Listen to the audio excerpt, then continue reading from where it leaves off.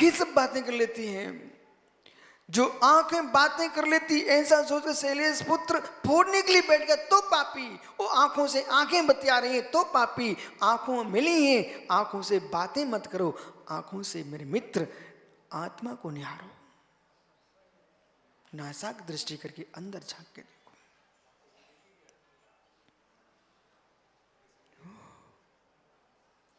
इसलिए नैनों को संभालो, आंखें गर्म ना होने पाए। संक्षेप में कोई व्याख्यान कर दो, इतनी सी बात करो, आंखें गर्म ना हो पाए, आंखें ठंडी रहें, आंखें ठंडी रहें, आंखें ठंडी रहें तो आत्मा ठंडी रहेगी।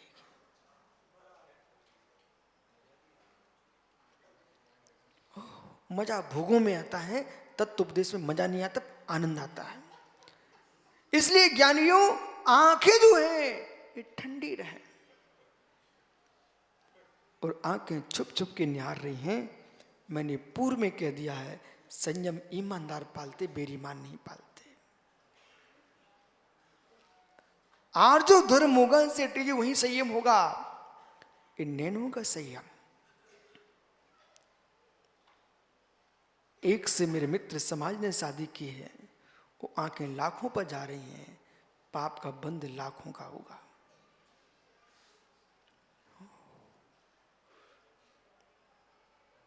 कर्ण इंद्री का संयम करो, ईमानदारी से पालन। कक्ष में सामय कर रहे यशोधर सागर जी और महात्मा जी, संपूर्ण सारे कमरे में नृत्य चल रहा है, गाने चल रहे हैं, आंखें लगी वहां पर, कान लगे हैं, कान वहां लगे हैं, क्या चल रहा है सुनो तो। ये मित्र कर्ण इंद्री का असंयम। कितनी धुनी हो, सारे गामा पादा निशा, कितनी सुंदर सुंदर पंचम सुर क्यों न चले, लेकिन पंचम गति से जिसकी दृष्टि न हटे, इसका नाम कर्ण इंद्री का संयम है। हे मित्र, मित्र, भजन का अर्थ संगीत नहीं है। जो योगी का भजन है, जिस भजन से कर्म का भंजन हो, इसका नाम भजन है। और जिसमें संगीत के और मेरे मित्र सिनेमा हॉल के फिल्मों की दुनिया याद आने लग जाए, ये भजन नहीं है, ये मित्र मोक्ष मैल को भंजन करने का गाना है। इसलिए ज्ञानियों वस्तु स्वभाव को समझना चाहिए है, तत्व को समझना चाहिए है। कर्ण इंद्री का संयम और कर्ण इंद्री का असंयम विषय समझिए। बात को सुनते सुनते ही उबाल आता है, और बात को सुनते सुनते मित्र शांति आती है। शब्द सुनते ही संसार का बहुत बड़ा कोई स्थान है वो शब्द का है। शब्द सुनते ही व्यक्ति आंख बबूला हो जाता है, और शब्द सुनते ही मित्र नाचने लगता है, और शब्द सुनते ही रोने लगता है। हजारों किलोमीटर दूर किसी के तुम्हारे संबंधी की मृत्यु हो जाए, इतना शब्द ही सुना था, वो मर गया, इतने में तो आंसू टपकने लग गए।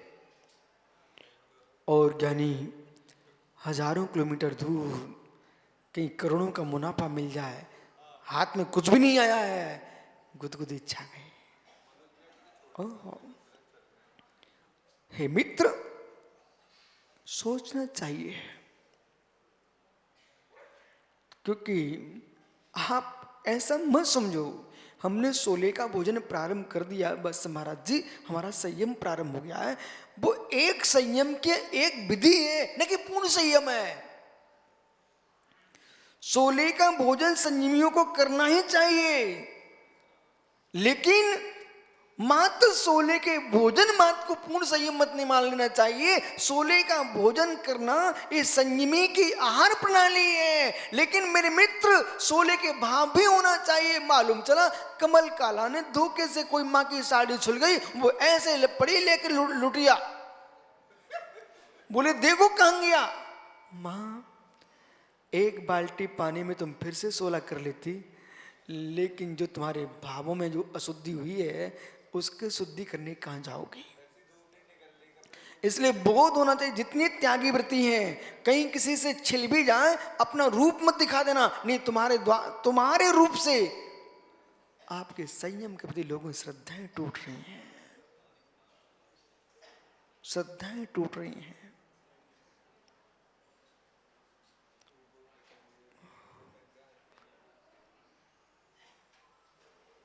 महात्मा जी रतनगिरी के आम की बात करके, रतनगिरी के आम की बात करके, और मित्र तुम बुंदेलखंड का खट्टा आम दे रहे हो, तो रत्नागिरी के आम बोल के आप बेच रहे थे, और तुम्हारे मेरे मित्र तुम्हारे बुंदेलखंड की खट्टी अमियाँ तुमने बेच दी। एक बार तो आदमी देख लेगा, दोबारा तुम्हारी दुकान पर पैर नहीं रखेगा।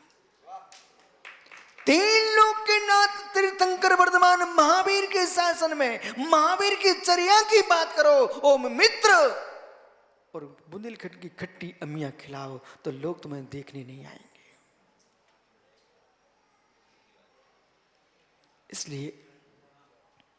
इसलिए आगम कह रहा है नेत्र पर नियंत्रण रखो, कान पर नियंत्रण रखो, जिह्वा पर नियंत्रण रखो, रसना का नियंत्रण भी आवश्यक है। पांचों इंद्रियों पर स्पर्श, दुनिया के हल्के भारी, कड़ा नरम, रूखा चिकना, ठंडा गरम, इनमें कितनी दृष्टि जा रही है। स्पर्श का भोग, स्पर्श का भोग, मन विचलित ना हो। अब विश्व सागर जी लोगों को सोचना पड़ेगा, ये मैं इस समय जो भी बात की है वो मात्र द्रव्य संयम की बात की है। जब द्रव्य संयम तुमको दिखाई नहीं दे रहा है तो भाव संयम कहां दिखेगा। जब द्रव्य संयम निर्दोष होगा तभी भाव संयम पल पाएगा। इसलिए भगवान कुंद देव ने 12 रुपये का ग्रंथ में लिखा है, मित्र बद समधि कसायणम निग्रह दंडानम चतः इंद्रिय पंचन्नम धारण पालन निग्रह। इतनी बातों को ध्यान देखिए, धारण पालन निग्रह चाहे जो, बस पूरा संयम हो गया। व्रतों का तो धारण होना चाहिए, अहिंसा, सत्य, अचौर्य, ब्रह्मचर्य, अपरिग्रह, इनका धारण हो। ईर्ष्या, भाषा, ईष्णा, मित्र, आदर, निक्षेपण, उत्सर्ग, ये 5 सम्मतियों का पालन हो।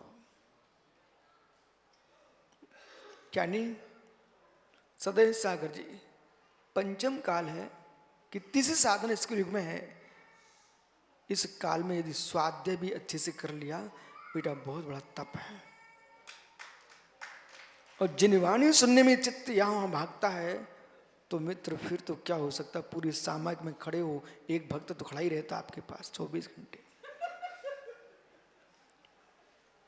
तो वहां आपको खोजना पड़ेगा कि खड़े होना सामायिक नहीं है। खड़े तो वृक्ष जीवन भर हजारों वर्ष तक वृक्ष खड़े रहते हैं, तो क्या खड़े होने से सामायिक हो गई? जब तक भाव खड़े नहीं होंगे तब तक सामायिक नहीं होगी। और मित्र, यदि आप चाहो कि मैं दुनिया को खुश करके मात अपने 32 दिखाते रहूं मित्र, इससे सामायिक नहीं होती है। ये तो बंदर भी दिखा देते हैं। इसलिए यहां पर जो संयम की व्याख्या है वो क्या करें, धारण, व्रतों का धारण और सम्मतियों का पालन। और ज्ञानी कसायाणम निग्रह, कसायों का निग्रह करो, कसायों का निग्रह करो, दंडों का त्याग करो। पंडित साहब राजकुमार जी, दंडों का त्याग नहीं किया तो 100% जीव को नरक के डंडे खाना पड़ेंगे। मन दंड, वचन दंड, वो काय दंड, 3 दंड। मन के अंदर दुष्प्रवृत्ति प्रणाम मन दंड है, वचन की दुष्प्रवृत्ति वचन दंड है, और शरीर से कुचेष्टा है एक काय दंड है। ये 3 दंडों का जो त्याग करता है वो योगी त्रिलोकपति होता है। इसका नाम संयम है, इसका नाम संयम है मित्र। चरणान्योग कह रहा है संयम है, करणान्योग कहेगा विष्णु सागरी। अनंतानंदी क्रोध मान माया लोभ, प्रत्याख्यान प्रत्याख्यान क्रोध मान माया लोभ, इन सर्वघाती प्रकृतियों का जहां पर छय कर दिया गया है, इन्हीं का सदा उपशम किया गया है मित्र। ऐसा जीव संजलन कसाय के उदय होने पर जो संयम चमक रहा है, इसका नाम संयम है। यही सामायिक संयम है। इसलिए ज्ञानियों, आपका समय हो चुका है अपने जीवन में। महात्मा जी, कथाएं तो कोटि कोटि मुनियों की हैं, पर यदि मुनि के भावों की दशा समझ गए तो आप ही उस कथा में समाविष्ट हो जाएंगे। जिस कथा को तुम सुनना चाहते हो, जिनके ऊपर कथाएं लिखी गई हैं शैलेश भैया, वो कथा जिन पर लिखी गई है उनकी कथाएं कब तक गाते रहेंगे। मैं यूं कह रहा हूं कि आप बात्सल्य पर्व पर विष्णु कुमार की पूजा तो कर रहे हो, करते रहोगे, लेकिन कभी ऐसा भी बन के आओगे कि मैं भी विष्णु कुमार बन के देश के त्यागी प्रति के प्रति सब प्रति एकत्र बुद्धि लाए। और मित्र, हम जिस संयम के लिए सुकुमार सुकुशल मित्र महान महान योगियों की कथा कर रहे हैं, उस स्थान पर 3 कम 9 कोटि मुनियों में मेरा नाम अंकित हो जाए, यही जीवन की सबसे बड़ी कथा है। जाओ, कल फिर आओगे मित्र। पर्याय तो पुनः मध्याह्न में, आज 6वें अध्याय पे बात करेंगे। आत्मा स्वभावम परिभाव भिन्नम, आत्मा स्वभावम परिभाव। आत्मा का स्वभाव प्रभाव अत्यंत भिन्न। महावीर स्वामी की प्रबंधो आचार्य प्रवर भगवत उमा स्वामी मुनि महाराज ग्रंथराज तत्वाशुद्ध जी में वस्तु की रूपरेखा करते यहाँ पर समझा रहे हैं। शिष्य ने प्रश्न किया, भंते, आपने प्रारंभ प्रथम अध्याय में कहा जीवा जीव आश्रव, तो जीव की व्याख्या हो गई, अजीव की व्याख्या हो गई। आश्रव क्या है? वो आश्रव किस प्रकार से होता है, किन किन कारणों से होता है? 6वें अध्याय में अशुभ आश्रव की प्रधानता है और शुभ आश्रव की भी व्याख्या है। 7वें अध्याय में मुख्यतः शुभ आश्रव की व्याख्या है। और ये आश्रव जो तत्व है ये बहुत गंभीर है। कल आपने शब्द सुना था स्वतंत्रता, स्वतंत्रता कर्ता। इसे जीवन में कभी नहीं भूलना चाहिए। भावों की दशा, कसाय की तीव्रता, कसाय की तीव्रता, विकारों की तीव्रता जीव को शुभ करने से रोक रही है। लेकिन शुभ करने से रोक रही है, बात मैं मान सकता हूं। उपयोग उसमें किसका है? जीव का। जो क्रिया कर रहे हैं वो द्रवाश्रव है, कर्म का आना। लेकिन भावाश्रव भी है। द्रवाश्रव बिना भावाश्रव के नहीं होता। द्रवाश्रव का जनक है भावाश्रव। अब बहुत बड़ा द्वंद्व है।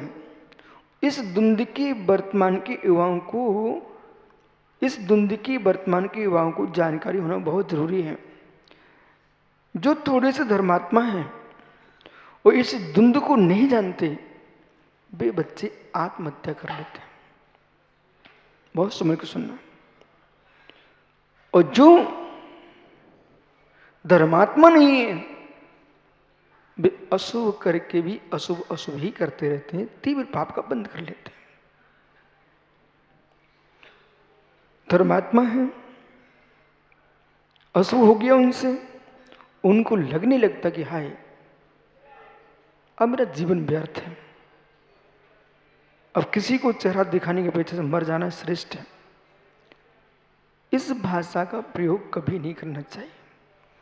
कितने बड़े पाप हो जाए पर इस भाषा का प्रयोग मत करो, मर जाना श्रेष्ठ है। बेटा तुम्हारे अंदर एक कमी हो सकती है, हजारों गुण भी तो हो सकते हैं। उस एक कमी को ठीक करने का पुरुषार्थ करो और एक कमी के पीछे आत्महत्या करके देश के श्रेष्ठ नागरिक की हत्या मत करो। बहुत संभल के समझना है। आज युवाओं को ध्यान देना है कि तुम्हारे अंदर कोई एक कमी आ चुकी है, उस कमी को कमी मानना सीखो। कमी को कमी स्वीकारिए, पर इस बात का ध्यान दो कि कमी मेरे अंदर है, ऐसा नहीं होना चाहिए। लेकिन दर्शन मोहिनी और चारित्र मोहिनी दो शब्द हैं। अभी मैं सुन रहा था, प्रसन्न सागर कुछ तुम्हें समझा रहे थे, मिथ्यात्व को नमस्कार करने से 1,00,000 वेश्याओं के जीवन में जो पाप लगता है वो पाप लगता है। उसके बहुत अंदर गहरे का विषय है। यदि किसी व्यक्ति ने असंयम का सेवन किया, उस असंयम के सेवन से थक जाएगा, गिलानी आएगी, वो अपने आप को सुधार लेगा। ये चारित्र मुनि का दोष था। लेकिन मिथ्यात्व में डूब गया, कुतत्व में सिद्धांत कर बैठा, सत्यार्थ मार्ग से दूर हो गया। मित्र बहुत गहरा है और जितना क्रिया कांड से व्यक्ति परेशान नहीं होता है, उतने विपरीत ज्ञान से दुखी होता है। हिंसा कोई कर रहा है, हर व्यक्ति टोकेगा तुम गलत काम कर रहे हो, लेकिन हिंसा तो नहीं कर रहा है, उल्टा ज्ञान प्राप्त कर लिया है।